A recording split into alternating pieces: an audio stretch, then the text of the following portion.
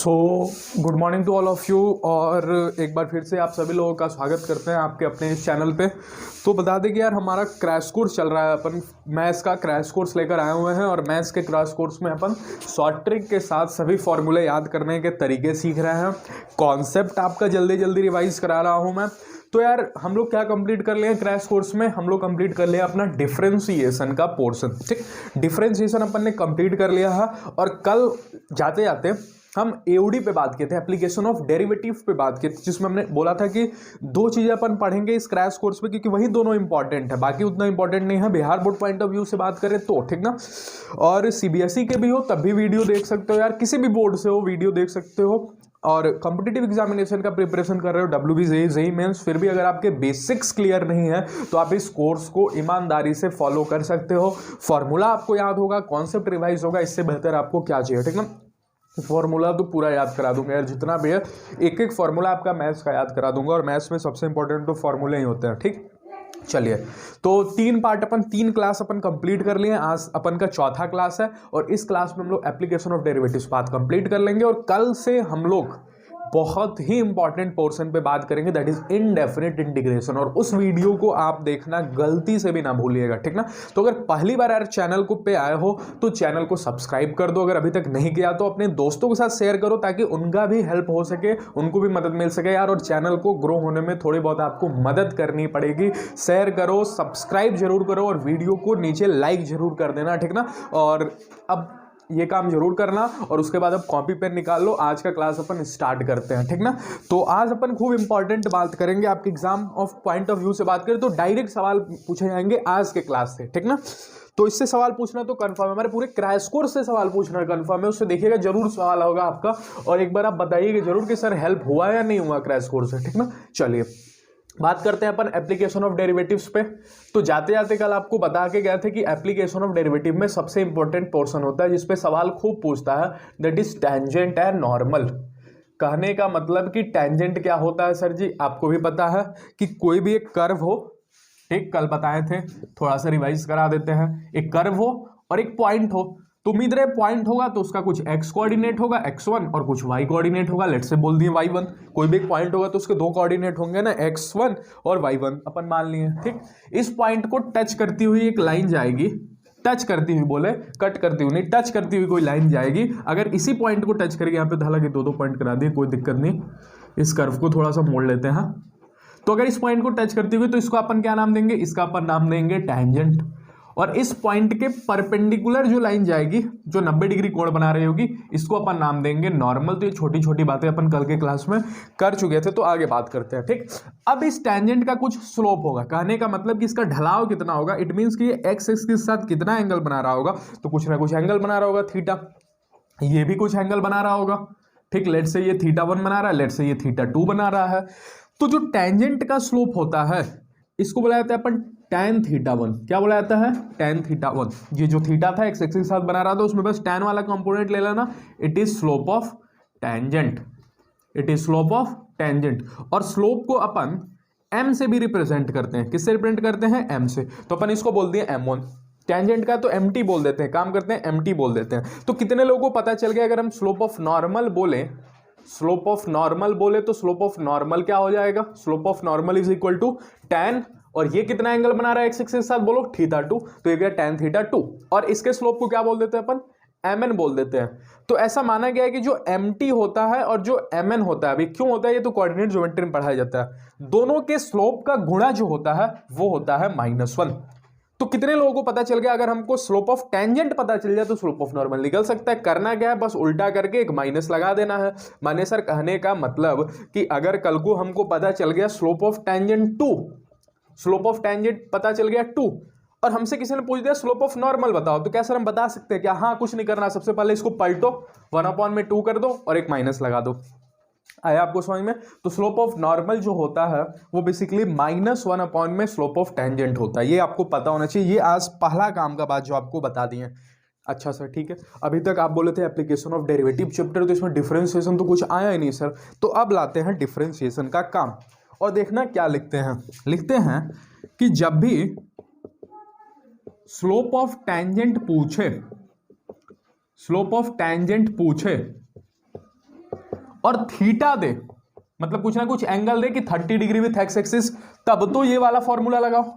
तब कौन सा फॉर्मूला, देखो पूरा हम बताते जाते हैं कि कब क्या होगा तो आपको क्या करना है, ठीक ना। तो अगर कुछ एंगल दे दिया, लेट से 30 डिग्री विथ एक्स एक्सिस या 30 डिग्री विथ वाई एक्सिस देगा, तो आपको क्या करना है, 90 में से घटा देना है। अरे यार 30 डिग्री विथ एक्स एक्सिस अगर मान जाओ, सॉरी वाई एक्सिस के साथ 30 बनाएगा तो एक्स एक्सिस के साथ कितना बनाएगा, 90 माइनस में 30, तो आपको कर लेना, ठीक ना। तो अगर थीटा आपके कानों को सुनाई दे दिया या आपकी आंखों को दिखाई दे दिया तो आप डायरेक्ट tan थीटा लगाओगे।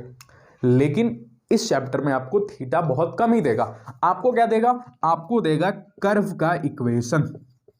आपको क्या देगा, कर्व का इक्वेशन। सर कर्व का इक्वेशन मतलब जैसे ये कर्व था ना, ये कर्व था, इसका कुछ इक्वेशन दे देगा। इसका इक्वेशन हो सकता है डायरेक्ट सिंपल वाला दे दे, y इज इक्वल टू एक्स स्क्वायर, या कुछ भी दे दे। तो अगर इसका इक्वेशन दे दिया ना, तो यार आपको कुछ नहीं करना है कर्व का इक्वेशन के लिए, जस्ट डिफरेंशिएट दी कर्व, जस्ट डिफरेंशिएट दी कर्व। आप कर्व का मार दो डिफरेंशिएशन, और जो भी dy बाई डी एक्स आएगा, जो भी dy बाई डी एक्स आएगा that is slope of tangent. Sir कहने का मतलब आपका क्या समझ में आ गया कि अगर कभी भी थीटा दे तब तो हम ऊपर वाला फॉर्मूला लगा लेंगे सर जी, कभी भी ऊपर वाला फॉर्मूला लगा लेंगे tan थीटा, अगर थीटा सुनाई दिया तो। लेकिन अगर कल को थीटा ना दे और अगर कल को स्लोप ऑफ, अगर कल को कर्व का इक्वेशन दे दे, तो सर आपका कहने का मतलब कि हम उसको डिफरेंशिएट मार देंगे और जो भी dy बाई डी एक्स आएगा वही स्लोप ऑफ टेंजेंट होगा क्या? हाँ, आप डिफरेंशिएट मार देना, जो भी dy बाई डी एक्स आएगा that is slope of tangent. अब एक बच्चे ने तुरंत हमको बता दिया, अच्छा सर मैंने सर स्लोप ऑफ टेंजेंट दो होगा, स्लोप ऑफ टेंजेंट वो होगा dy बाई डी एक्स। हाँ, हम बोले हाँ, तो इससे तुमको क्या इतना चौंक क्यों गया? तो उसने बोला अच्छा सर अब तो हम स्लोप ऑफ नॉर्मल बता देंगे। कैसे बता दोगे स्लोप ऑफ नॉर्मल? उसने बोला सर स्लोप ऑफ नॉर्मल हो जाएगा -1 में dy बाई डी एक्स। मैंने बोला यार बहुत सही बताया गया यार तुम तो। अगर कल को डिफरेंशिएट कर दिया आपने और dy बाई डी एक्स लेके खड़े हो तो वो होगा टेंजेंट का स्लोप, और अगर उसका उल्टा करके -1 लगा दिए तो हो जाएगा नॉर्मल का स्लोप। तो आज का ये दूसरा सबसे काम का बात, हम इधर उधर लिखते हैं, आप अरेंज करके अच्छे से लिख लेना। तो पहला काम का बात क्या बता दिए, पहला काम का बात तो ये बता दिए कि दोनों एक दूसरे के उल्टा होते हैं, माइनस बस लगा के। और दूसरा क्या बता दिए, डिफरेंशिएशन कर देना कर्व का, वो हो जाएगा स्लोप ऑफ टेंजेंट, और अगर उल्टा करके -1 लगा दिए तो हो गया स्लोप ऑफ नॉर्मल। तो सबसे आगे इसको मिटाते हैं और जो काम का बात है वो लिख देते हैं बस। तो ये आप नोट कीजिएगा, इसको मिटा देते हैं। तो अभी तक हम क्या सीख गए, अभी तक हम बस इतना सा सीख गए कि अगर dy बाई डी एक्स निकाल दिए, मैंने y का डिफरेंशिएशन कर दिए, तो वो हो जाएगा स्लोप ऑफ टेंजेंट। वो क्या हो जाएगा, स्लोप ऑफ टेंजेंट। और अगर इसी का उल्टा कर दिए और माइनस लगा दिए, ध्यान से देखना, हम कभी भी -1 में dy बाई डी एक्स नहीं बोलते, बच्चे को कंफ्यूजन हो जाएगा। क्या बोले, उल्टा करो और माइनस लगा दो, वो हो जाएगा स्लोप ऑफ नॉर्मल। क्या इतना बात आपको समझ में आ गया? यही है आपका काम का बात, ठीक। और जो पॉइंट होगा, जिस पॉइंट पे टेंजेंट बन रहा होगा, जिस पॉइंट पे नॉर्मल बन रहा होगा, वो इसमें पुट कर दो। लेट्स से कुछ x1 y1 पे बन रहा होगा तो x1 y1 इसके अंदर पुट कर दो, ठीक ना। तो उम्मीद है आपको समझ में आ गया। अच्छा, कितने लोगों को ये पता चल गया जिस पॉइंट पे टेंजेंट होगा उसी पॉइंट पे नॉर्मल होगा? क्योंकि देखो इस पॉइंट पे था टेंजेंट तो इसी पॉइंट पे तो था नॉर्मल, तो अगर कल को x1 y1 पे टेंजेंट है तो नॉर्मल भी कहाँ होगा, x1 y1 पे ही होगा। ये तीसरी काम की बात जो क्लिक करा दिए आपको। तो पहला काम का बात क्या सीखे, अगर कल को थीटा देगा तो tan थीटा। दूसरा काम का बात क्या सीखे, दूसरा काम का बात सीखे डिफरेंशिएशन कर देंगे, वहीं हो जाएगा स्लोप, ढलाव हो जाएगा वहीं, ठीक ना, टेंजेंट का। तीसरा काम का बात क्या सीखे कि उल्टा करके माइनस लगा देंगे, वो नॉर्मल का स्लोप हो जाएगा। चौथा काम का बात क्या सीखे कि जिस पॉइंट पे टेंजेंट होगा उसी पॉइंट पे नॉर्मल होगा। मैंने अगर कल को ये 1,2 से पास कर रहा है ना टेंजेंट, तो नॉर्मल भी 1,2 से पास करेगा। दैट इज इंपॉर्टेंट है, तो इसको नोट कीजिए। फिर हम 2-4 सवाल कराते हैं टेंजेंट और नॉर्मल पे, अच्छे अच्छे सवाल आपको दिखा देते हैं, क्योंकि सवाल ही सिखाएंगे यार मैथ्स में, ठीक ना। तो कॉन्सेप्ट तो आपका इतना सा है, कॉन्सेप्ट आपका रिवाइज हो गया। अब बात करेंगे सीधे सवालों के ऊपर, ठीक ना। चलिए नोट कीजिए। अब देखिए सवाल आपके सामने लिखे हुए, बहुत ही आसान सवाल है। जो पहले से पढ़े हुए उनके लिए तो कुछ है नहीं, लेकिन अगर आप कुछ भी नहीं पढ़े हुए, जीरो लेवल से बिल्कुल स्टार्ट कर रहे हैं, तो अभी तक जो काम का बात बताया वो क्या बताएं, डिफरेंशिएशन कर दो। दो काम की बातें तो यहाँ पे लिख दी हैं। क्या आपको सवाल करने के लिए ये दोनों चाहिए। जब भी स्लोप ऑफ टेंजेंट पूछे, देखो पूछा है यहाँ पे स्लोप ऑफ टेंजेंट, दिखा देते हैं आपको बकायदा। क्या ये स्लोप ऑफ टेंजेंट दिखा? जब भी स्लोप ऑफ टेंजेंट दिखे, आप अपने आंखों से देखो कि क्या दोनों में से क्या दिया है। अगर कल को थीटा पे बात हो रही है, आंख बंद करके tan थीटा लगाओ। अगर कल को कर्व का इक्वेशन दे दिया तो जस्ट डिफरेंशिएट कर दो। तो आज के दिन देखते हैं कैसी कहानी है। तो आज के दिन पता चल गया, अच्छा बच्चों को पता चल गया सर यहाँ पे तो कर्व की इक्वेशन है, कहने का मतलब सर आप डिफरेंशिएशन करोगे क्या? हाँ बिल्कुल डिफरेंशिएशन करेंगे, क्योंकि कर्व का इक्वेशन है तो उठाओ कर्व का इक्वेशन। अभी हम क्वेश्चन कुछ नहीं पढ़े, अभी अपने कॉन्सेप्ट पे चल रहे हैं। ax स्क्वायर प्लस में b, मार दो इसका डिफरेंशिएशन। अब देखो बोला है कि इसका जो डिफरेंशिएशन है वो किसी पॉइंट पे होगा, टेंजेंट किसी पॉइंट पे होगा, किस पे है? -1, 1 पे है, और जो स्लोप है वो -1 है। ये स्लोप खुद बता दिया है कि -1 है, और आपसे पूछ रहा है ए और बी की वैल्यू, तो आप अपना स्लोप निकालो और इसके स्लोप से इक्वेट कर देना यार। तो अपना स्लोप निकालते हैं हम तो चुपचाप। तो 2 का हो गया 2, कांस्टेंट डिफरेंशिएशन में पार्टिसिपेट करते नहीं। डिफरेंशिएशन में थोड़ा भी दिक्कत है, पिछला तीनों लेक्चर देखो, डिफरेंशिएशन बिल्कुल तगड़ा हो जाएगा आपको। बोर्ड एग्जामिनेशन में तो क्वेश्चन छूटेंगे नहीं यार। तो पिछला जितना भी लेक्चर है तीनों पार्ट डिस्क्रिप्शन बॉक्स में पड़ा हुआ है, आप उसको जाकर देखो। चैनल सब्सक्राइब करना है और अपने दोस्तों के साथ जरूर शेयर करना, ठीक ना? बहुत मेहनत हो रहा है आपके लिए, तो आपका भी इतना बनता है। वाई स्क्वायर का डिफरेंशिएशन मारते हैं। वाई स्क्वायर क्या हो जाएगा? आगे पावर का तो 2y, और फिर फंक्शन का तो y का कितना हो जाएगा? x के रिस्पेक्ट में dy/dx इज इक्वल टू, इधर चलते हैं, a का तो a और x स्क्वायर का 2ax। अब कुछ बच्चे सर x का नहीं होगा क्या? नहीं, x के रिस्पेक्ट में 1 हो जाएगा, क्योंकि हम डिफरेंशिएशन x के रिस्पेक्ट में कर रहे हैं ना, हमको तो dy/dx चाहिए। प्लस में b का कितने बच्चों को पता है? b का क्या हो जाएगा? 0। अब हर बच्चे को पता है कि यहां हो गया ये 4y into dy/dx is equal to 2ax। अब सर ये तो हो गया, तो सर यहां से dy/dx क्या हो गया? यहां से dy/dx हो गया 2ax अपॉन में 4y। अच्छा b भी था क्या इसमें? नहीं, b तो खत्म हो गया, b तो खत्म हो गया, ठीक ना? अब b खत्म हो गया, अब यहां से देखो तो 2 से 2 कैंसिल हो गया, तो ये क्या हो गया? ax अपॉन में 2y। अच्छा सर ax अपॉन में 2y, इसको मिटा दे क्या? मिटा ही देते हैं। ax अपॉन में 2y ये मेरा स्लोप हो गया, उसका स्लोप क्या है? उसका स्लोप है -1। तो एक काम करते हैं, इसको भिड़ा देते हैं, -1 से इक्वेट कर देते हैं। मेरा स्लोप निकल के आया ax अपॉन में 2y इज इक्वल टू, उसका स्लोप कितना है? -1। अच्छा, उसका स्लोप किस पॉइंट पे है? -1, 1 पे। तो पहला होता है x, दूसरा होता है y। तो x की जगह रख देते हैं -1, y की जगह रख देते हैं 1 इज इक्वल टू -1। ये स्लोप किस पॉइंट पे था? -1, 1 पे। तो -1, 1 पुट कर दिए। अब यहां से देखो, यहां से हर बच्चे को पता है ये हो गया -a is equal to -1 into 2 कितना हो जाएगा? -2। एक एक चीज अच्छे से बता रहा हूं, तो यहां से a इज इक्वल टू क्या हो गया? 2। तो सर a तो निकल गया, b कैसे निकले? तो कितने लोगों को पता है? दो बातें तो हमको बताई थी, जिस पॉइंट पे टेंजेंट होगा उसी पॉइंट पे नॉर्मल होगा। अगर कभी भी कुछ भी वेरिएबल पता करना हो तो सोचो, अगर इस पॉइंट पे टेंजेंट है, ध्यान से सुनना मेरा बात, इस पॉइंट पे टेंजेंट है, इसी पॉइंट पे नॉर्मल है, लेकिन ये पॉइंट किस पे है? ये पॉइंट तो कर्व पे होगा ना। तो अगर किसी पॉइंट पे टेंजेंट की बात हो रही है तो that point always lie on the curve. अरे टेंजेंट तो कर्व पे है ना, और कर्व टेंजेंट जिस पॉइंट पे है वो पॉइंट तो हमेशा कर्व के ऊपर होगा ना, क्योंकि टेंजेंट तो खुद ही कर्व के ऊपर है, ठीक? मतलब कहीं ना कहीं सर आपका ओवरऑल कहने का बात है कि -1, 1 इस कर्व पे होगा। हाँ, तो सर उससे फायदा क्या होगा? तो अगर इस कर्व पे होगा ना तो इस कर्व को सेटिस्फाई भी करेगा।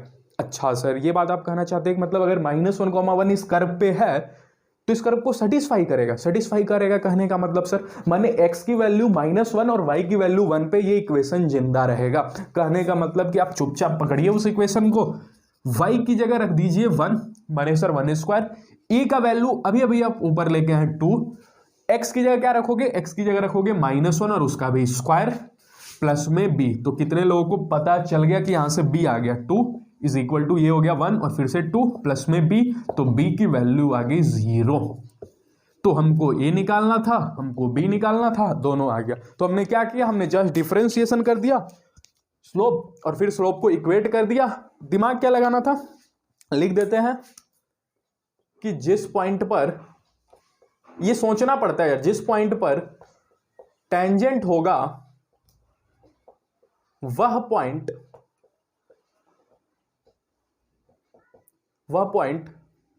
कर्व को सेटिस्फाई करेगा, क्योंकि पॉइंट भाई कर्व पे भी होगा। सेटिस्फाई करेगा कहने का मतलब क्या होता है कि उसको पुट कर दो इक्वेशन में, ठीक ना? उसको इक्वेशन में पुट कर दो। चलिए तो बात यहां पे करते हैं। अच्छा, अगला क्या पूछे थे? Also slope of the normal. तो कितने बच्चों को पता चल गया? अगर स्लोप ऑफ टेंजेंट है तो स्लोप ऑफ नॉर्मल के लिए कुछ नहीं करना, इसको पलटोगे तो ये 1 का उल्टा 1 ही होगा, और माइनस लगा दोगे, एक माइनस खुद ऑलरेडी है, तो -1 कितना हो जाएगा? ये +1। तो स्लोप ऑफ नॉर्मल कितना हो जाएगा? 1। तो उम्मीद है ये सवाल आपको समझ में आएगा। बड़ा आसान सवाल था, लेकिन हम समझाएं इसलिए ताकि आपका कॉन्सेप्ट क्लियर हो जाए। मूव करते हैं, एक आध दो और सवाल देखते हैं टेंजेंट नॉर्मल पे। अब देखिए अगली वैरायटी हम आपके सामने लेकर आ गए हैं, इससे ऐसा भी सवाल आपके एग्जाम में पूछता है। ठीक, तो अब देखो जितने भी बच्चों को यार आता है ये सब चीज़, वो यार स्पीड बढ़ा के सुन सकते हो, क्योंकि ऐसा हो सकता है कुछ हम एक्स्ट्रा चीज़ें बताएं जो आपके कहीं आप नहीं पढ़े होगे, तो आप स्पीड बढ़ा के सुन लेना, 1.5 1.75 कर लेना और फिर आप सुन लेना। ठीक ना, उसमें मैं थोड़ा सा ऐसा लगेगा आपको अजीब टाइप फीलिंग होगा, अजीब बोल रहे हैं सर, लेकिन स्पीड बढ़ा के सुन सकते हो। ठीक ना, और जितने भी लोग नहीं आते उनके लिए सुनहरा अवसर है कि मैं पूरा 0 लेवल से स्टार्ट किया हूँ। अगर आपको कुछ भी नहीं आता, अगर आप शुरू से कुछ नहीं पढ़े हो, तो आप जस्ट इसका हेल्प लेके बहुत ही अच्छा स्कोर कर सकते हो। इससे बाहर कुछ नहीं पूछा है। तो पिछला सवाल हम आपको दिखा दिया कैसे कैसे करना है, जस्ट डिफरेंशिएशन कर देना, बाकी कुछ नहीं करना। अब इस क्वेश्चन में क्यों उठाया सर, क्या दिक्कत है इस सवाल में? तो इस सवाल में बस इतना सा दिक्कत है, जहां हमारे आंखों को एक कर्व को आदत होता है, यहां दो कर्व दे दिया है। एक x में अलग कर्व दिया है और एक y में अलग कर्व दिया। अब सर एक कर्व हो तब तो आसान होता है, जस्ट डिफरेंशिएशन मार दो। सर दो कर्व है तो क्या करें? तो ध्यान से देखो, ये x है, माने हम यहां x का डिफरेंशिएशन कर सकते हैं dx। t है वेरिएबल, तो माने सर t के रिस्पेक्ट में कर सकते हैं, माने यहां से तो सर हम dx/dt निकाल सकते हैं। ठीक, कोई दिक्कत नहीं। यहां से सर हम dy/dt निकाल सकते हैं, कोई दिक्कत नहीं। अच्छा सर इतना हम कर दिए, dx/dt dy/dt कर दिए, लेकिन हमको तो सर पता है और अभी भी आप सिखाएं कि जो स्लोप ऑफ टेंजेंट होता है वो थोड़ी ना dx/dt और वो थोड़ी ना dy/dt होता है, वो तो होता है dy/dx। माने y का डिफरेंशिएशन करो हमेशा x के रिस्पेक्ट में, वो होता है स्लोप। तो सर कैसे लेकर आए dy/dx? तो यार बस दोनों को डिवाइड कर दो, dt से dt कैंसिल हो जाएगा। माने सर कहने का मतलब इसका डिफरेंशिएशन मार दे, इसका डिफरेंशिएशन मार दो, दोनों का डिवाइड कर दे। हाँ वही तो होगा, dt से dt कैंसिल हो जाएगा और हो जाएगा dy/dx। तो इतना करने का कुछ जरूरत नहीं होता है, आप बस dy/dx लिखो, जो हम सिखाते हैं वो सीखो। dy/dx लिखो, dy माने y का डिफरेंशिएशन मार दो, किसके रिस्पेक्ट में? t के रिस्पेक्ट में। dy का डिफरेंशिएशन मारो, 2t² का क्या हो जाएगा? 4t। क्या हो जाएगा? 4t माइनस में 2t का क्या हो जाएगा? 2 और 5 का क्या हो जाएगा? 0। खत्म। नीचे जाओ, x में आ जाओ, x में x का कैसे करोगे? t² का क्या हो जाएगा? 2t प्लस में 3t का क्या हो जाएगा? 3 और 8 का क्या हो जाएगा? 0। तो कितने बच्चों को पता चल गया? dy माने y का डिफरेंशिएशन मार दो और dx माने x का डिफरेंशिएशन मार दो। तो माने सर कल को दो कर्व होगा, तो आप बस इतना सिखाना चाहते हो। एक तो प्रोसेस से जाओ तो dx/dt निकालो, dx/dt क्या हो जाएगा? 2t प्लस में 3, वही हो जाएगा। dy/dt करोगे तो क्या हो जाएगा? 4t माइनस में 2 और फिर दोनों को डिवाइड करोगे तो dt कैंसिल हो जाएगा और dy/dx यहीं आ जाएगा। हम सिखाते हैं भाई dy का मार दो डिफरेंशिएशन ऊपर और नीचे dx है तो dx का डिफरेंशिएशन मार दो, इतना हो जाएगा। अब क्या करें सर? अब पॉइंट दिया हुआ है 2, -1, लेकिन सर थोड़ी रख सकते हैं, ये तो t है। अब दिमाग लगाओ, ये तो t है और जो वैल्यूज है हमारे पास, ये x का होता है और ये y का होता है, t की जगह थोड़ी रख सकते हैं। तो अब कैसे करें सर? क्या हमारा ये स्लोप होगा क्या? एक मिनट देखते हैं इसको। ठीक, ये तो सर x और y का वैल्यू है, थोड़ी ना t का वैल्यू है। कहने का मतलब सर, इसलिए तो ये सवाल उठा है। ये है x का वैल्यू, ये है y का वैल्यू, लेकिन सर हमको चाहिए t का वैल्यू। अगर हमको t का वैल्यू मिल जाए तो हमारा काम बन जाएगा। तो एक काम करते हैं, x और y में से किसी एक में इसको पुट कर देते हैं, वहां से t मिल जाएगा। माने कहने का मतलब सर एक काम करते हैं, इस इक्वेशन को उठा ही लेते हैं। इस इक्वेशन को उठा लिए हैं तो सोचो x इज इक्वल टू क्या रख सकते हैं? इसको मिटा देते हैं। x की जगह क्या रख सकते हैं? x की जगह रख सकते हैं 2 बराबर t² प्लस में 3t माइनस में 8। तो सर इससे फायदा क्या हो? सर इससे तो t की दो वैल्यूज आएंगी, मतलब सर दो स्लोप का इक्वेशन होगा। हाँ हो सकता है कैंसिल हो जाए, आपको दिखा देते हैं। तो हो गया 0 is equal to t² plus में 3t -8 और -2 कितना हो जाएगा? -10। अब हर बच्चे को पता है ये कैसे टूटेगा, ये टूटेगा t²। ये कैसे टूटेगा? आपको हर किसी को पता है ये 10 है, तो माइनस करने पे 3 आना चाहिए, तो 5 और 2 हो गया। माने कहने का मतलब सर 5t माइनस में 2t हो गया, माइनस में 10। ठीक ना, ये 5 2 10 और प्लस करने माइनस करने पे 3। ठीक ना, तो यहाँ से क्या कॉमन आ जाएगा? यहाँ से कॉमन आ जाएगा t। हर बच्चों को ये पता होता है t, इसका शॉर्ट ट्रिक भी हम रखे हुए हैं। t प्लस में 5 माइनस में 2, यहाँ से भी t प्लस में 5, तो क्या हो गया? t माइनस 2 t प्लस में 5 आया, तो बता ही देते हैं। आपको बस 2 नंबर सोच लेना है, इसके बाद डायरेक्ट हम ये यहाँ पे लाने का सिखा देते हैं। आपको बस 2 नंबर सोच लेना है, आपने 2 और 5 सोच लिया। अब यहाँ पे लिख दो t2 t5, बस साइन का ही तो प्रॉब्लम होता है। तो जो बीच में साइन होता है वो बड़े वाले को मिलता है। बड़ा कौन है? 2 और 5 में 5, तो बीच वाला साइन गोज टू बड़ा वाला। ठीक। अब सोचिए यहाँ पे कौन सा साइन रखें कि यहाँ वाला आ जाए, माने माइनस हमको लेके आना है। सोचिए प्लस की मल्टीप्लाई माइनस से की जाती है तभी माइनस आता है, तो डायरेक्ट देखो t - 2 t + 5, तो बीच वाला साइन हमेशा बड़े वाले नंबर को दे दो। फिर यहाँ के लिए सोचो कि क्या करे कि ये वाला साइन आ जाए, तो प्लस की गुणा माइनस होती है तब माइनस आता है। ठीक, तो उम्मीद है तो शॉर्ट ट्रिक था, आप समझ गए होगे, समझ गए तो नोट कर लेना जो भी बोले हैं। मैंने t - 2 सर कहने का मतलब t बराबर -2 आ गया और t बराबर -5 आ गया। ठीक, उम्मीद है आपको समझ में आएगा। t बराबर 2 आ गया और यहाँ से t बराबर कितना आ गया -5। अब यहाँ से भी t निकलेगा, यहाँ से भी t निकलेगा। अब देखना कौन सा t होगा जो दोनों में होगा, जो दोनों में होगा वही हो जाएगा t का वैल्यू, उसको यहाँ पे रख देना, स्लोप ऑफ टेंजेंट आ जाएगा। तो उम्मीद है आपको समझ में आएगा। तो t की दो वैल्यूज आ गई, यहाँ से 2 आई, यहाँ से भी 2 आएगा। यहाँ के लिए क्या करेंगे सर, y रख देना -1।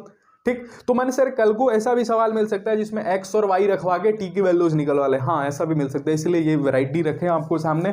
तो इसमें हम 2 चीज सीख गए, क्या कि अगर dy by dx निकालना है, दो इक्वेशन दिया हुआ है तो जस्ट dy माने y का डिफरेंशिएशन मार दो ऊपर और dx माने जस्ट नीचे डिफरेंशिएशन मार दो x का, और फिर आप x और y इसमें रख दो, t आ जाएगा आपका। यहाँ से t 2 आएगा, इस इक्वेशन से भी करोगे तो 2t आएगा। देखना कौन सा t है जो दोनों में है, उस वाले t पे ये सेटिस्फाई करेगा। ठीक ना, तो उम्मीद है ये सवाल आपको समझ में आएगा। अगला सवाल लेते हैं, आप इसको नोट कर लें।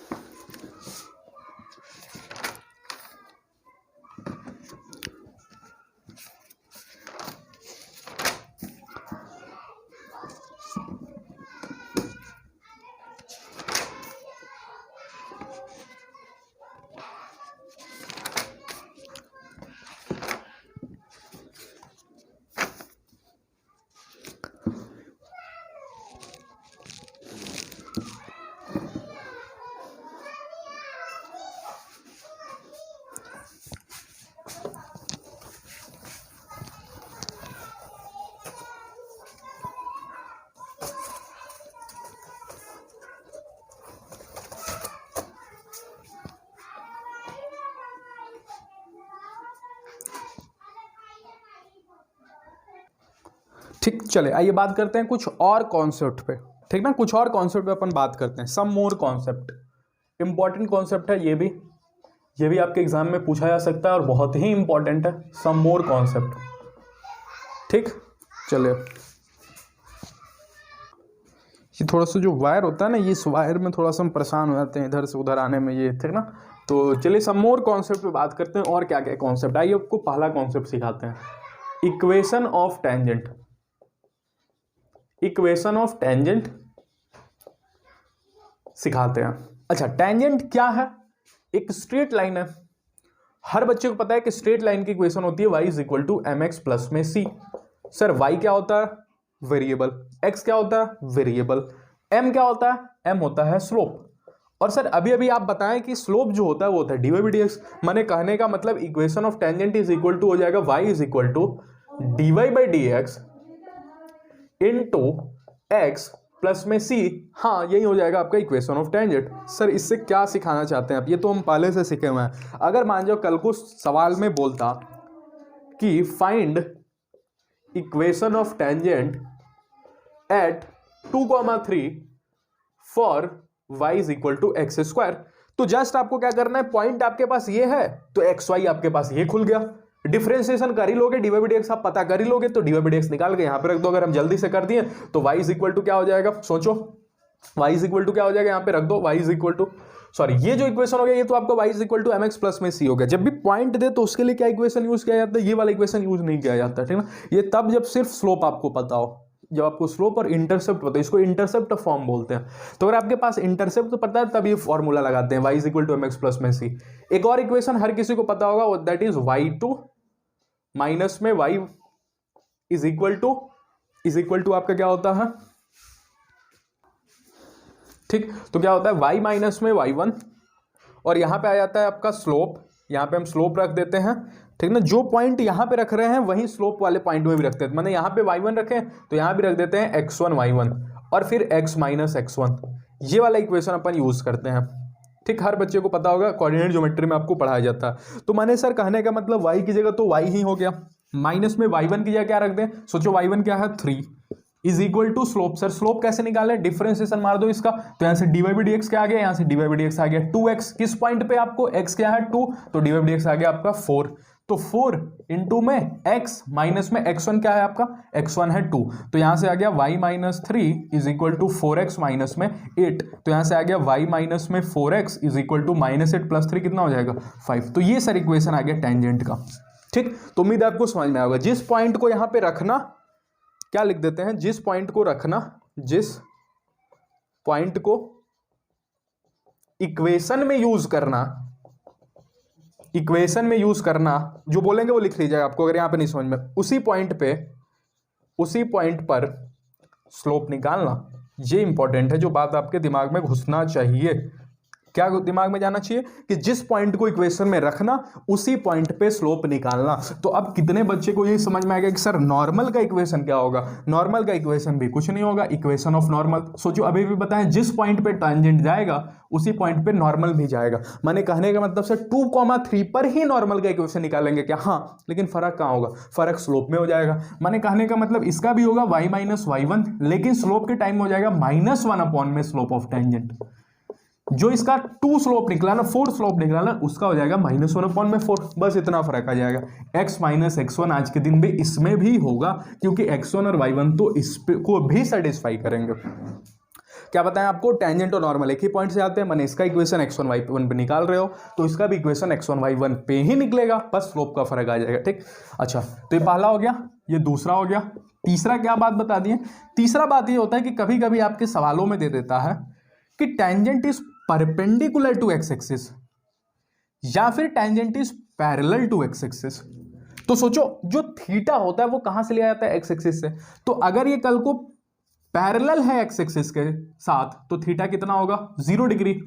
अगर कल को पैरेलल हो गया एक्स एक्सिस के, पैरेलल हो गया एक्स एक्सिस के साथ तो थीटा कितना 0 डिग्री। अच्छा, अगर कल को परपेंडिकुलर हो गया एक्स एक्सिस के साथ तो थीटा कितना 90 डिग्री। अच्छा, कानों को सुनाई दिया थीटा, माने dy by dx लगाएंगे कि tan थीटा, tan थीटा, अरे थीटा दे दिया ना तो tan थीटा। तो आपको हर बच्चे को पता है tan 0 कितना होता है 0, हर किसी को पता है tan 90 कितना होता है इनफाइनाइट। अरे हर किसी को इतना तो पता होगा ना कि tan 90 इनफाइनाइट होता है, tan 0 कितना होता है 0। तो सर काम का बात क्या सिखा दिया कि अगर कभी भी पैरेलल टू एक्स एक्सिस कानों को सुनाई दे दे, अगर कभी भी बोल दे कि इस कोई कर्व है जिसका स्लोप जो है या जिसका टेंजेंट है, सॉरी स्लोप बोल रहे हैं, जिसका टेंजेंट है वो एक्स एक्सिस के पैरेलल है, तो हमेशा dy by dx को 0 कर दो, या फिर tan थीटा को 0 कर दो, या फिर ओवरऑल बोले तो स्लोप को उठाओ और 0 के बराबर कर दो। मैंने कहने का मतलब वो स्लोप की वैल्यू 0 डायरेक्ट नहीं बोलेगा कि स्लोप इज इक्वल टू 0 है, वो बोलेगा tangent is parallel to x axis. या फिर कल को वो चिल्ला के ये नहीं बोलेगा कि स्लोप इनफाइनाइट है, वो बोलेगा कि जो स्लोप है वो है टेंजेंट जो है वो परपेंडिकुलर है आपका एक्स एक्सिस के साथ। तो अगर टेंजेंट एक्स एक्सिस के साथ परपेंडिकुलर हो जाए तो स्लोप की वैल्यू इनफाइनाइट डायरेक्ट रखो, पैरेलल हो जाए तो स्लोप की वैल्यू 0 डायरेक्ट रखो। ठीक, आया आपको समझ में, उम्मीद है, ठीक ना। इनफाइनाइट माने इसका स्लोप बहुत ज्यादा है, इसलिए समझो यहां पे चीज रखोगे तो कभी टिक पाएगा, 1 सेकंड भी नहीं लगेगा नीचे गिर जाएगा। और अगर कल को यहां पे रख दिए तो क्या गिर पाएगा, क्या नहीं गिर पाएगा, यहां पे रखोगे तो यहीं पे रह जाएगा, इसलिए इसका कुछ ढलाव है ही नहीं। तो ढलाव का ओवरऑल मतलब समझो गिरने से, अगर किसी पर से खूब तेजी में कोई चीज फिसल जाता है बहुत कम ही टाइम में तो उसका स्लोप बहुत ज्यादा होगा, उसका ढलाव बहुत ज्यादा होगा। ठीक, और किसी पर से अगर गिर ही नहीं रहा है, वहीं पे रुक जा रहा है, स्टेबल इक्विलिब्रियम बोलते हैं इसको फिजिक्स में, तो इसका ढलाव हो जाएगा 0, स्लोप हो जाएगा 0। तो स्लोप का डायरेक्ट मतलब ढलाव से समझो, फील आपको आगे, इसका ढलाव बहुत ज्यादा होगा, तुरंत यहाँ पे रखोगे तुरंत गिर जाओ मैक्सिमम, तो इसका स्लोप हो गया इनफिनिट। और इसका तो कुछ ढलाव है ही नहीं भाई, इस पे रखोगे वहीं पे रह जाएगा, तो इसका ढलाव है ही नहीं, माने 0 है। ठीक ना, तो उम्मीद है आपको ये बेसिक बातें समझ में आई होगी टेंजेंट और नॉर्मल को लेके। एक वैरायटी और दिखा देते हैं, फिर अपन टेंजेंट नॉर्मल डन हो गया। ठीक ना, चले इतना नोट कर लीजिए। तो 2 सवाल आपके सामने दे दिए, एक तो आपका लिख दिया होमवर्क, मैंने आपको कमेंट सेक्शन में मेंशन करना है टी की वैल्यू, गलत बताओगे तो हम अगले क्लास में इसको डिस्कस कर लेंगे। ठीक ना, अगर नहीं है तो आपको आराम से कर लोगे। स्लोप निकालना, स्लोप कैसे निकलेगा, अगर 2 इक्वेशन दे दे तो dy by dx, y का ऊपर डिफरेंशिएशन और x का नीचे डिफरेंशिएशन, आपको अभी भी पता है। और पैरेलल है, मैंने स्लोप को उठाना और जस्ट 0 के बराबर कर देना। ठीक ना, तो आपका टी का वैल्यू आ जाएगा, उम्मीद है आप कर लोगे। हम इस सवाल पे आते हैं। इस सवाल में आने का मतलब इससे 2 चीज सीखेंगे हम। एक तो एंगल दे दिया, तो हर बच्चे को पता है, अच्छा एंगल दे दिया माने स्लोप इज इक्वल टू होगा tan थीटा। लेकिन अगले लाइन में कर्व भी दे दिया सर, तो sir slope dy by dx भी हो जाएगा। हाँ, स्लोप dy बाई dx हो जाएगा। तो सर एक मिनट, माने सर यहाँ पे slope is equal to tan theta और slope is equal to dy by dx है। तो सर माने हम दोनों लगाएंगे क्या? हाँ, आपसे एंगल पूछा है, मैंने आपसे tan थीटा पूछा है और आपको कर्व भी दे दिया, मैंने हम dy बाई dx भी निकालेंगे। सर कहने का मतलब dy बाई dx को tan थीटा के बराबर कर देंगे क्या? हाँ, क्योंकि दोनों स्लोप है तो दोनों बराबर रहेंगे। सर ये तो बहुत ही काम का बात सीख गए कि अगर कल को एंगल भी पूछ दे, कर्व भी दे दे, तो कर्व से तो निकालेंगे dy बाई dx और बोलेंगे तू भी स्लोप है, तू भी स्लोप है, तो एक काम करो दोनों इक्वल रहो, ठीक ना। मैंने dy by dx is equal to tan theta, तो ये भी काम का बात हो गया, ठीक ना। तो काम करते हैं, dy बाई dx निकालते हैं, dy बाई dx यहाँ पे निकालते हैं, ये सवाल आपको करके लाना है। dy बाई dx यहाँ पे निकालते हैं, तो dy बाई dx कुछ नहीं है, इसका बड़ा आसान है, y is equal to k e की पावर kx। तो यार k तो कांस्टेंट है अपना, k कांस्टेंट यहाँ पे लिख देगा सवाल में, तो y का हो जाएगा dy बाई dx, के रहेगा कांस्टेंट तो साइलेंटली देखेगा। e की पावर x फंक्शन क्या है, e वाला, तो e की पावर x का होता है e की पावर x ही जो है चुपचाप। फिर इनसाइड फंक्शन देखना है यहाँ पे, इनसाइड फंक्शन कौन है, kx।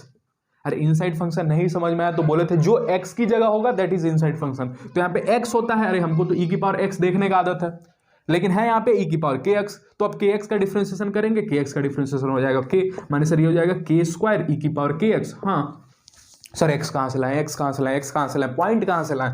तो यहाँ पे सोचो पॉइंट के नाम पे तो सिर्फ x ही का जरूरत है, इसीलिए सवाल चालाकी से बनाया गया है और बोल दिया गया है आपको कि इंटरसेक्ट एट y एक्सिस, मतलब एक कर्व जो है ना y एक्सिस पे इंटरसेक्ट कर रहा है। तो कितने लोगों को पता है अगर कोई भी चीज y एक्सिस पे पड़े तो x की वैल्यू 0 होती है, कोई भी चीज x एक्सिस को कट कर जाए तो y की वैल्यू 0 होती है, ये चीज आपको पता होगा। तो सर और काम का बात हम सीख ले, अगर नहीं सीखे थे इस क्रैश कोर्स में तो क्या, y एक्सिस को कट किया, अच्छा y एक्सिस को कट किया तो x 0, अच्छा x एक्सिस को कट किया तो y 0। तो आज के दिन ये y एक्सिस को कट कर रहा है, मैंने ये ग्राफ y एक्सिस पे जाके ऐसे कट कर रहा है, देखिएगा ये y एक्सिस है, ऐसे कट कर रहा है, तो इस पॉइंट पे x 0 होगा, कहीं भी x 0 होगा, यहां भी x, यहां भी x, यहां भी x, प्रत्येक y एक्सिस के किसी भी पॉइंट पे x 0 होता है।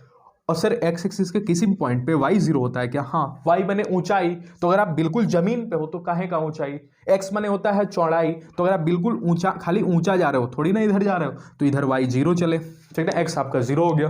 तो उम्मीद है आपको समझ में आ गया, y एक्सिस पे x हर जगह 0 होता है और x एक्सिस पे y हर जगह 0 होता है, ठीक ना।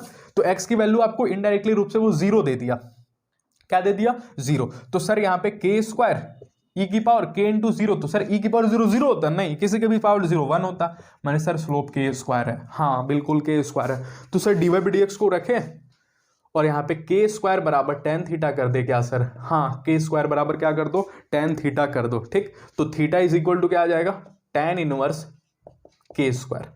लेकिन हमेशा थीटा x एक्सिस से निकाला जाता है, ये जो थीटा आया ये y एक्सिस से आया, क्योंकि y एक्सिस को इंटरसेक्ट कर रहा है, तो this theta comes from y axis, तो x एक्सिस के साथ क्या हो जाएगा, x एक्सिस के साथ हो जाएगा theta is equal to pi by 2 minus tan inverse k square.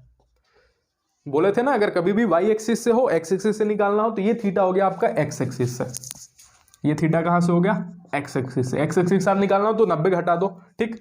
और ये आपका था y एक्सिस से, क्योंकि हम पूरी कहानी y एक्सिस से लिए ना, इंटरसेक्टेड y एक्सिस, तो y एक्सिस पे इंटरसेक्ट कर रहा है, तो जो थीटा निकल के आया ये टेंजेंट है आपका, तो जो थीटा निकल के आया ये आपका y एक्सिस से था, तो x एक्सिस के साथ निकालने के लिए क्या करेंगे अपन, 90 डिग्री, ये आपका x एक्सिस होगा तो 90 डिग्री क्या करेंगे, घटा लेंगे, ठीक ना।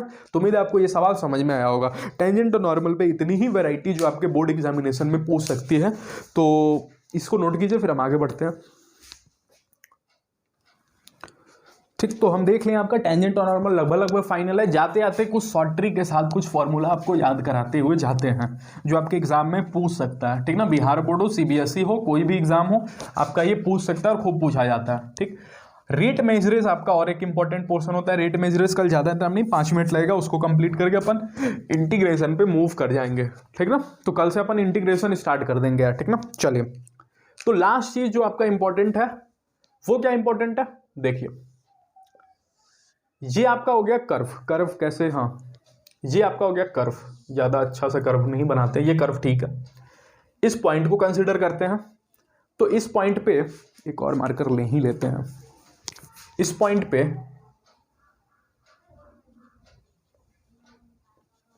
ये हो गया टेंजेंट, सीधा है ना ये टेंजेंट, ठीक है। ये हो गया टेंजेंट, ये हो गया नॉर्मल, अच्छे से आप फील करना, ये हो गया टेंजेंट, ठीक, और ये हो गया आपका नॉर्मल, ठीक है। और ये एक परपेंडिकुलर खींचे जो कि एक्स एक्सिस के साथ परपेंडिकुलर, ये कुछ नहीं है, ये कुछ नहीं है, बस अपने से ही खींचा गया। क्यों खींचा गया?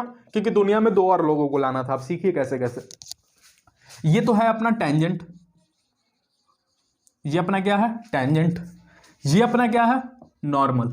और ये कुछ नहीं है, बस वैसे ही खींचे। इसकी खासियत क्या है? Perpendicular to x axis, perpendicular to x axis and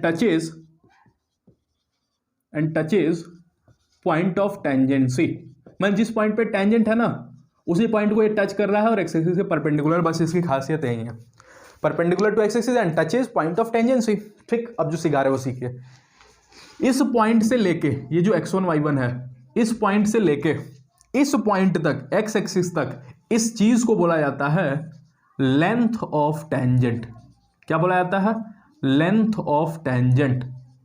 ठीक, मतलब सर यहां से लेके यहां तक अब क्या बोला जाएगा? कितने लोगों को समझ में आ गया? Length of normal. क्या समझ में आया आपको? लेंथ ऑफ नॉर्मल माने सर कहने का मतलब ये टेंजेंट की लंबाई खाली इतनी सी होगी। हाँ, एक्स एक्सिस से लेके माने जिस पॉइंट जहां एक्स एक्सिस को काट रहा है और जहां कर्व को मिल रहा है, बस इतनी सी लंबाई एक्स एक्सिस की हो, सॉरी टेंजेंट की होगी। बाकी कुछ भी टेंजेंट की लंबाई नहीं माना जाता। ठीक, अच्छा सर इसको क्या बोलेंगे? ये है लेंथ ऑफ टेंजेंट, तो ये होता है सब टेंजेंट। क्या होता है? सब टेंजेंट। क्या होता है ये? सब टेंजेंट। ठीक ना? हाँ, ये होता है सब टेंजेंट। और ये होता है आपका नॉर्मल के साइड में है, तो इसको बोलते हैं सब नॉर्मल। तो चूंकि दुनिया में इन दोनों को भी लेके आना था, सब टेंजेंट और सब नॉर्मल को, इसीलिए सर ये खींचे क्या? हाँ, इसीलिए खींचे। ठीक, आया आपको समझ में? लेंथ ऑफ टेंजेंट क्या होता है? यहां से लेके यहां तक की लंबाई लेंथ ऑफ टेंजेंट, यहां से यहां तक की लंबाई लेंथ ऑफ, सॉरी यहां से लेके यहां तक की लंबाई लेंथ ऑफ नॉर्मल। और ये हिस्सा सब टेंजेंट का जाता है। टेंजेंट के एरिया, मतलब टेंजेंट को इलाके में जो पड़ गया वो सब टेंजेंट, नॉर्मल के इलाके में जो पड़ गया वो सब नॉर्मल। अब इसका फॉर्मूला होता है, यहां पे लिख देते हैं, फिर से एक कर्व बनाते हैं,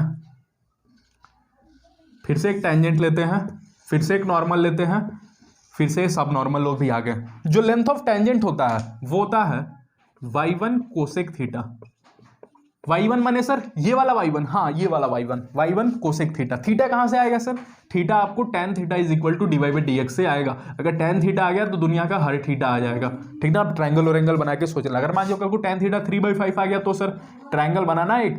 tan थीटा क्या होता है? परपेंडिकुलर अपॉन में बेस, माने परपेंडिकुलर है 3, बेस है 5, अंडर रूट में 3 स्क्वायर प्लस में 5 स्क्वायर। ये सब बेसिक आपको आता होगा। अगर tan थीटा आ गया तो cosec theta, sine theta, cot theta, हर थीटा आ जाएगा। उम्मीद है आपको समझ में आया होगा। ठीक ना? चलिए, तो ये होता है y1 कोसेक थीटा, ये होता है y1 कॉट थीटा। सर आपको कैसे याद है? अभी हम बताते हैं। ये हो जाता है y1 सेक थीटा, ये हो जाता है y1 tan थीटा। बस आपको याद क्या करना है सर? याद कैसे करें? याद ऐसे करो, इनको बोला जाता है अपन कोको फैमिली। ऐसे याद करो, कोको फैमिली। टेंजेंट जो होगा हमेशा कोको फैमिली का आदमी होगा। सर इससे क्या फायदा होगा? जो टेंजेंट होगा वो हमेशा कोको फैमिली का आदमी होगा, और उसमें भी कोसेक उसके नाम के आगे लगेगा जो बड़ा होगा। बड़ा कौन है? टेंजेंट की सब टेंजेंट। अरे टेंजेंट बड़ा है ना, सब टेंजेंट तो छोटा है, उसका जस्ट हिस्सा है। तो कोसेक और कॉट में, कोको फैमिली माने कोसेक और कॉट, कोसेक और cot comes in coco family. ठीक ना? तो कोसेक और कॉट में बड़ा कौन है? टेंजेंट है बड़ा, तो कोसेक थीटा ले जाएगा, बड़ा नाम वाला ले जाएगा टेंजेंट। याद करने का तरीका सीखो। ठीक ना? तो कोसेक थीटा हो जाएगा टेंजेंट, कॉट थीटा हो जाएगा सब टेंजेंट। छोटा है ना तो छोटा नाम कॉट थीटा। अच्छा, कोसेक के जस्ट सामने कोसेक का कोसेक का जुड़वा भाई कौन होता है? Sec theta. तो कोसेक के ठीक सामने सेक थीटा। कॉट का उल्टा टेन थीटा। इस चैप्टर में आपको बताए थे कोसेक के ग्रुप का कौन है? सेक, और कॉट के ग्रुप का कौन है? टेन। ग्रुप आपको याद होगा, साइन कॉस, पहला लेक्चर सिखाए थे। सेक और कोसेक नहीं देखे तो जाके देख लो। और तीसरा टेन और कॉट, ये आपको ग्रुप बनवाए थे। तो कोसेक के सामने हमेशा क्या होगा? सेक। माने दिमाग में अगर इक्वेशन लेंथ ऑफ नॉर्मल क्या होगा? Sec theta. कॉट के सामने क्या होगा? टेन। तो याद है आपको? एक बार फिर से बोलिए, टेंजेंट किस फैमिली का आदमी है? Coco family. Tangent comes in coco family. बड़ा नाम किसके पास जाएगा? टेंजेंट के पास, क्योंकि टेंजेंट बड़ा है। तो कोसेक और कॉट में कंफ्यूज हो सकते हैं ना, तो कोसेक जाएगा टेंजेंट को और कॉट जाएगा सब टेंजेंट को। कोसेक के ठीक सामने नॉर्मल, तो मैंने नॉर्मल, कोसेक के सामने सेक, कॉट के सामने, कॉट के बगल में उसका ग्रुप का टेन। ठीक ना? तो उम्मीद है आपको ये सब चीज़ें समझ में आ गया यार। वीडियो पसंद है, ये शॉर्ट ट्रिक पसंद है जो मैंने खुद का बनाया हुआ है, ठीक ना। तो अगर आपको ये सब पसंद है यार तो वीडियो को लाइक करना, अपने दोस्तों के साथ सब्सक्राइब करना। मिलते हैं अगले क्लास में, इंटीग्रेशन पे बात करेंगे, बहुत इंपॉर्टेंट है, मिस बिल्कुल मत करना, ठीक ना। प्लेलिस्ट को जाओ चेक करो, वहाँ और भी बहुत सारे वीडियोज इससे भी अच्छे शॉर्ट ट्रिक के साथ आपको याद करने का तरीका सिखाया है। उम्मीद है आपको पसंद आएगा। पढ़ाई करते रहो, best of luck for your exam. अंत में बस इतना बोलेंगे, चैनल को सब्सक्राइब करना बिल्कुल ना भूलना यार, और अपने दोस्तों के साथ जितना हो सके शेयर करना। It's my request to you, ठीक ना। चलिए पढ़ाई करते रहे, मिलते हैं अगले क्लास में। धन्यवाद।